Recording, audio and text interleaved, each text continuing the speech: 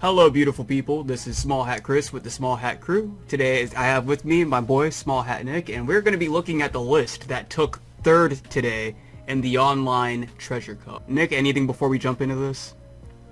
No, this list is definitely going to be a controversial one, to say the least. I hope. We've gone ahead and arranged to have an interview next week after he's played in the Arlington Treasure Cup. So he'll actually break down the exact science behind the deck. That's the in-person 1,000-player regional next weekend. Yeah, the crazy thing about this deck is he said he didn't even build it. He said his friend built it, but his friend couldn't get into the Treasure Cup, so he played it. That's wild. Yeah, so he played it and got third, basically second place. Just came down the tiebreakers. He almost went the full distance. It's great. It's a law list that doesn't run Radical Beam. It doesn't run Searcher Nami. This list is. And when I before he showed me the list, he was like, "Oh, when you see it posted on Core TCG, you're gonna have even more questions." And I was like, "Bro, don't tell me that. That's gonna make the wait even harder." He's like, "You know what? Here's the list." He just gave it to me, and yeah, no, he wasn't wrong. When I looked at the list, I was just like, "What the fuck?" No, before we even started recording, just the realization that he's not playing Searcher Nami, he's not playing Event. I wish we'd been recording 2 minutes earlier. Yeah. This list is wild. He made it to Grand Finals, and he only lost to Luffy. Which isn't too surprising. The minute they said that top 4 was 1 Whitebeard, 1 Luffy, 2 Law, I knew Luffy won the event, because Luffy beats Whitebeard, Luffy beats Law. So, that was... Although it was really close. It came down to him having 4K counter in his hand. But anyway, let's go ahead and jump into it. This list runs 4 Chopper. 4 little Chopper blocker. Next card in the Straw Hat engine is Nami. Not OP1 Nami, Structure Deck Nami. For moving Dawn around. Not run a single Searcher Nami. There's not a single Searcher Nami in this deck. Nick is 100% correct about that. Rush Zoro. And then we have 5 cost unblockable Luffy. That is pretty much it for his Straw Hat engine, which goes to explain exactly why he's not running the Searcher Nami, because he has, 12? Not even 12. He has 10 targets. Yeah. Because Nami can't grab Nami. Yeah, no, that makes sense. He only has 10 targets, so he cut the Nami. That is insanity. And then next we'll go over to Supernova's engine, and it is, of course, for Bonnie, for Capone Gang Beji, and then we have Structure Deck Law, followed by 5 cost blocker Law. And that is all the green in the deck. That is every single green card in this deck. This is a red 1-cost engine deck. Yeah. This Curly the Dan should never miss. Yeah, so then we move on to our OP2 cards, and we have a Curly Dedan, who searches out one of his 4 Otama, his 4 Makino at the 2K counter, and then 4 Dogura. This is so weird. I literally... I don't know, man. Nami, Chopper, Otama, Makino. Yeah, it's crazy too, because when I saw the Dogura, I was like, oh, he's running the 1 drop package, but even further than Zoro, because Zoro doesn't take it that far. It's okay, so he's running that, and then I saw him play a Structure Deck Nami. I was like, this Dan never misses. It has so many targets, and then I realized it's not even like he's running more targets than other builds, because he added his own targets, but then he also cut other targets that we're used to seeing. There's no Magra in here. There's no OP1 Nami. So it's not even like he's running more targets. It's interesting. It's a weird one. I can't really make sense of it. And then the only other card left in... There's 20 targets for Curly to Dawn, which actually isn't nearly as much as I thought there were. Yeah. No, the last card that we haven't discussed on was Vista, which if you're running this many 1-cost cards, I actually am really surprised he's not playing Gordon.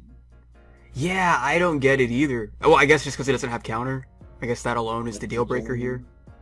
There's 4 cards in this deck that don't have counter power between Beige, Zoro, Law, and... Yeah.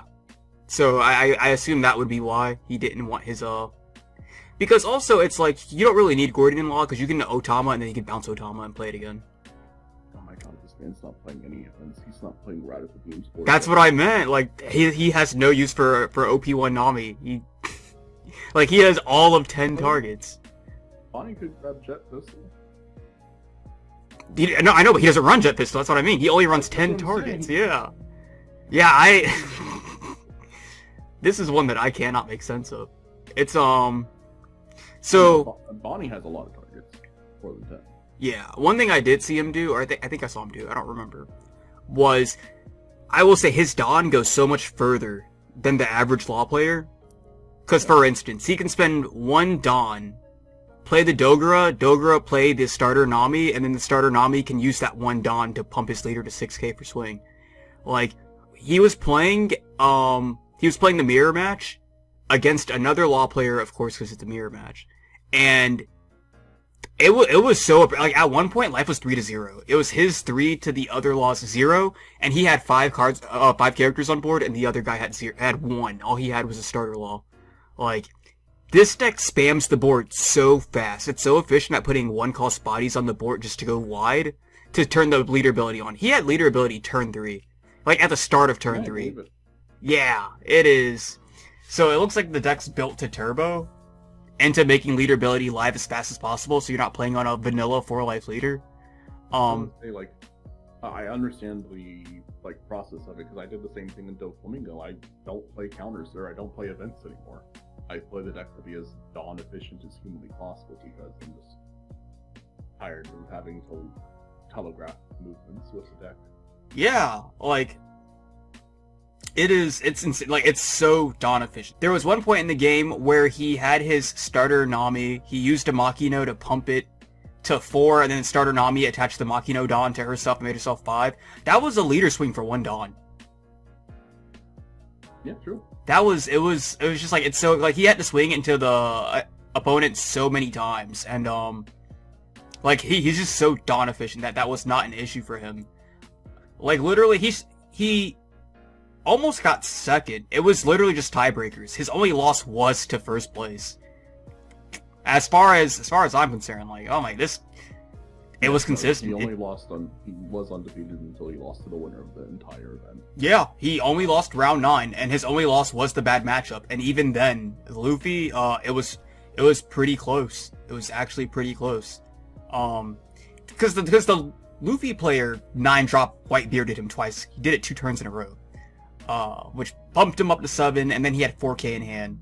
So literally, like, he had to go 9k, 9k, 9k, he needed all of them to connect. It was just like, it was actually pretty disgusting. When I was talking to him, too, he was like, yeah, it wasn't even close. It's funny, because, like, he seems to think it was even further than I did, but, like, because it could have, one more turn, and it would have been his game. But yeah, he said it wasn't even close. Oh yeah, you can say that about a lot of games, so... Yeah, no, I know. But still, it wasn't like he got dumpstered or anything, you know? No, that's fair. It was a good match. I will also say, though, maybe because, like, it was to the point where the Luffy was so ahead that he was comfortable with, instead of going for game that turn, he was like, I'm not going to go for game, I'm just going to play another Whitebeard and pass. So, that could also potentially be what he's referring to. It really is incredible, because, like, think about it, you're playing Rush Zoro for 3 Dawn, using starter deck Nami, put one of those 3 Dawn that from rested onto leader to give everything plus 1k. It's a really efficient card. It makes sense too, because when I was talking to him, and I was like, so it looks like the list is built more so for the mirror match than it is for playing into Whitebeard. He said it actually plays very, very well into Whitebeard, and I feel like that Nami alone would probably explain that, because she just makes it so easy to swing 6 into Whitebeard. Because other Law lists are having to play like starter Zoro to hit the 6 on the opponent's turn and 7 on your turn with 1 Dawn. But just having a starter Nami is just lets you do it every single turn. And if she dies to any, because you're not swinging with her, so if she dies, it's to removal. That means that she's essentially just taken the hit for one of your like other cards that could have been a target. So you have 2 leader abilities basically. You have Luffy leader ability on a body, and then you have your own. Yeah, he just kept using leader ability every single turn of the game. And then when she finally did die, it was because, and think about it, she died to Whitebeard. the Whitebeard effect. That means Whitebeard at the earliest, Whitebeard hits the board, what, turn 5? Turn 4. The earliest he can hit the board is turn 4. The earliest he can swing is turn 5. That is 5 turns where she just sat on the board unchecked. It could be checked as early as Vista.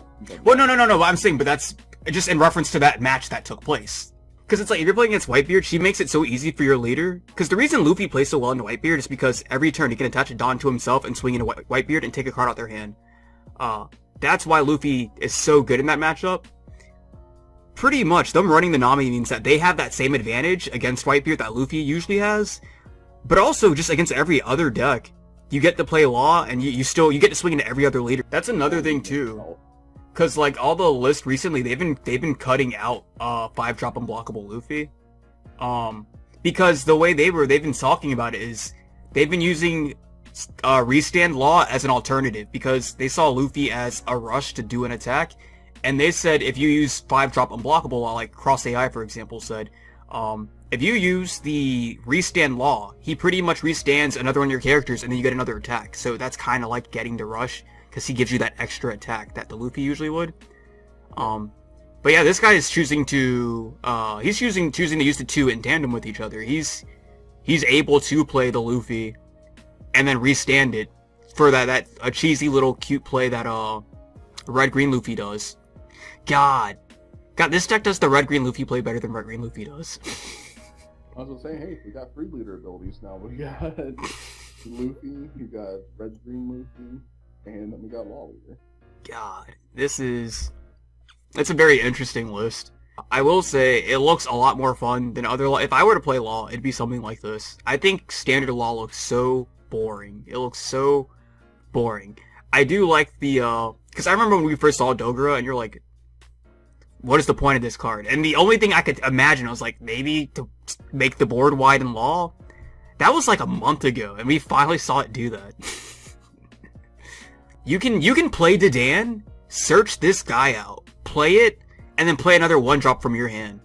That is so good. The only way I can imagine that being better was if you went... Yeah, the only way I can imagine it being better is if you went like Dedan, search out this guy, play this guy, he plays Nami from hand, and I mean like searcher Nami, then Nami grabs a chopper. That would be 4 bodies for 4 Dawn. That would be insanity, but he doesn't play searcher Nami. I don't know.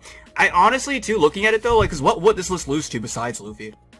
Black on Curve obviously can take pretty much any deck, to be honest with you. But no, this, yeah, Luffy or like some... It'd literally just be Luffy, because Luffy is the only red deck that plays all of the destruction effects. When you have Whitebeard, it's pretty much just Vista and Whitebeard. Zoro doesn't like to play Robin, so Zoro also just comes down to Vista and Whitebeard. Luffy's the one that techs into all of the destruction available to red. Even OP1, when we had the one guy that won a Treasure Cup with Law, and then he went to Miami, he got second with Law, and then I think he won a 3rd Treasure Cup. He said my only bad matchup. He said this deck beats everything except Luffy. And in OP2, we are seeing history repeat itself. This deck wouldn't lose to anything but Luffy. And that's why we did our tier list. Luffy beats Whitebeard, and Luffy beats Law, and Law is going to be the new deck to beat. And that's why Luffy went into A tier. Luffy beats the best decks. It's like, we're doing this list funnily enough, but Luffy won the event for the exact reasons that we said. The two, because that top 4 was Whitebeard, 2 Law, and a Luffy. The minute you see what that top 4 looks like, you already know Luffy's winning it. Like, that's why Luffy's in A tier. Because Luffy winning a Treasure Cup, it's not even like out of the question. He plays so well into the best decks, and he has one bad matchup, and the one bad matchup gets gatekept so hard by random rogue garbage. Literally, anything that chooses to run 8-drop kit in OP2 can gatekeep the Doflamingo, and that's the issue there. Hey, that happened today. Yeah. And it's crazy too, because it's like, when we did our tier list, people were so vocal about only 2 specific things. Everything people had no issue with, except for 2 things. And that was, wow, you put Luffy too high! Wow, you put Ivankov too low! I'm sorry, we had the treasure cup today, and which deck delivered and which deck was nowhere to be seen. Why do you think that is? You know, it wasn't like we didn't put thought into our placements or anything. Everything was put into a place for a reason, and it was based off results. It was based upon matchups. Where you can't just Consistent. exactly. It's consistency. You can't go ahead and be like, Luffy shouldn't be up there. Ivankov should. Based off of what? What are we basing that off of? Literally based off of what? People, like, and it was crazy because, like, in the video, we talked about why Ivankov got his placement. And it's not like we said he was terrible, you know? He was put into the same tier as Kaido. He's a perfectly fine deck. He's just not gonna win a treasure cup. That's all that means. People are like, wow, clearly you must have forgot that Ivankov wants to do this and he wants to do this. Like, no, we said he wants to do that. We literally mentioned it. That is not enough. And he doesn't do that nearly consistently enough to compete in a meta with Whitebeard and Law. I don't know, brother. Before I close it out, though, any closing thoughts for you? No, I mean, love to see it. I love to see weird innovative lists. So congratulations to Dylan for taking essentially top 4, because 3rd place, he only lost to the undefeated. He only lost to the undefeated, yeah. Like I said, I actually topped in the Treasure Cup same day as this one, so if you want to see that list, let us know. Get that posted for you as well. Yeah. And this probably won't be the end of us seeing Dogra or Nami in Law, because the list did it today, and it performed incredibly well. And in Arlington, there's going to be 2 different pilots running this list. It's going to be Dylan Chu again, and then it's also going to be the guy that actually built the list. And he says that guy's even better than he is, so he expects him to take it. But yeah, we'll see. We'll see, and we'll look forward to having Dylan on the channel next week. And until next time, we'll see you guys. See you.